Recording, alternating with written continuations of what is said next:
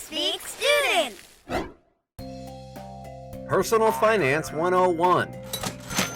Benjamin's Reproductive System. A la Shmoop. So now let's talk about Benjamin's reproductive system. You talked a little bit about interest. You've thrown around a couple terms, talked about simple interest and compound interest. Can you define those terms for us? You bet. So simple interest is just the interest you get from typically a debt investment. Now there are two types of investments in this way. There's debt and there's equity. Debt is where you rent money, basically. Either you're taking out debt and you're renting money, like a mortgage that your parents probably have. And when you buy bonds, you're loaning someone money and you get interest back. Typically, bond interest is paid twice a year. And the simple interest, so let's say you loan someone $10,000 at a 5% interest rate.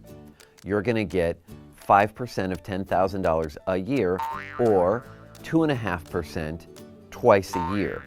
That 2.5% that you'll clip, that $250 that you'll get as interest twice a year, and then eventually you'll get the principal back, is the simple interest on the $10,000 loan that you've made someone.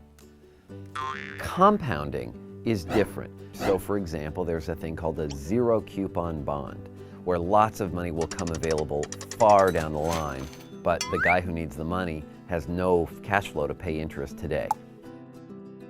So a zero coupon bond pays zero interest, but the value accretes year after year after year. So you might loan someone $5,000 on a zero interest loan, and 7 years later, you get $10,000 back, meaning you compounded at about 10% a year with everything. So all of a sudden you get 10 grand from your 5 grand initial thing. That'd be an example of compounding the interest into then a one-time payment where you get all your money back. The more common use of compounded investments is in the stock market, where you typically don't take your money out each year.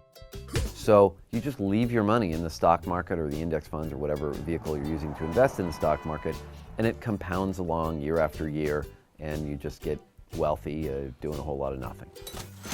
So it sounds like compound interest is going to make you more money if you have the time to kind of Exactly. wait for it. They call that a liquidity premium or an illiquidity premium, meaning if you don't need the money now, you really get paid for it later. And it's sort of one of the things people say, well, this is how the rich get richer.